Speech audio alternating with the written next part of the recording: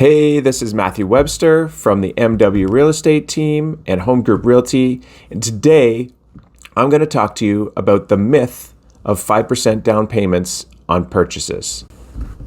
And before we continue, I just want to remind you to like this video and subscribe to my channel. The one thing that I've learned about YouTube is that they don't care about you at all unless you have at least 100 subscribers. So that's my goal, and I'm really hoping you can help me get there. So make sure you hit the little thumbs up button and the subscribe button and the little bell for notifications so you can hear more about great things happening in the Guelph. So like I said, we're going to be talking today about down payments required, or the minimum down payment required to purchase different types of properties in my local market of Guelph. Now, I've had a few conversations lately where people think that they're able to purchase a property with 5% down. And they're not wrong as long as that property is under $500,000. So what happened in the most recent update to the mortgage regulations, they changed the requirements for down payments because they were worried that people were going to be able to put a really small amount of money on a $1 million property and just the bank taking on a little bit too much risk, which can potentially cause volatility if the market goes down.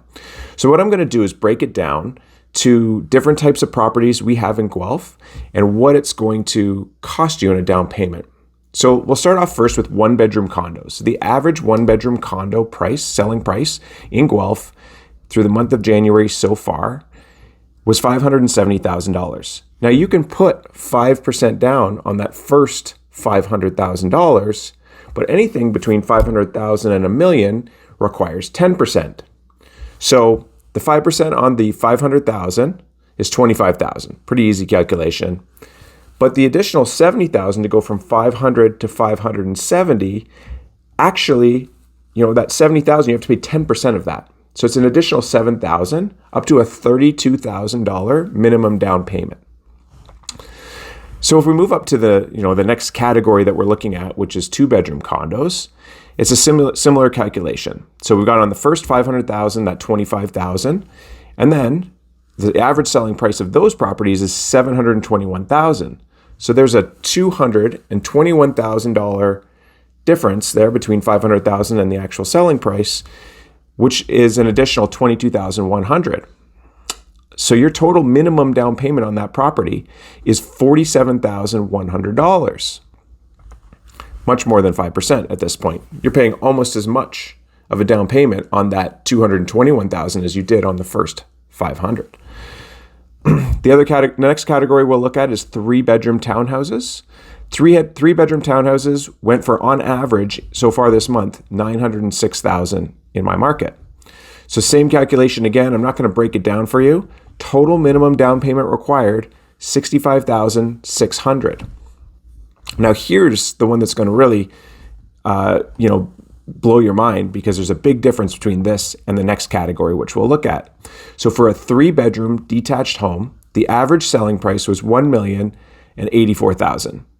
Now it's let's call it $170,000 or $180,000 more than buying a three-bedroom townhouse in town. So it's not a big difference, but the minimum down payment required for this property is $216,800. So that is a huge, huge difference. And the reason is because as soon as you break the $1 million mark in purchase price, the minimum required down payment is 20%. Throw out the calculation of 5% on the first $500,000 and 10% between $500,000 and $1 million doesn't matter anymore once the property is over $1 million. What do you think about that? That is really, really, a big amount of money. And you'd think that would be slowing the market down over $1 million, but for whatever reason right now, it's not. For 4+ bedroom homes, just for argument's sake, average price was $1,228,000, and the minimum down payment required for that average home is $245,600.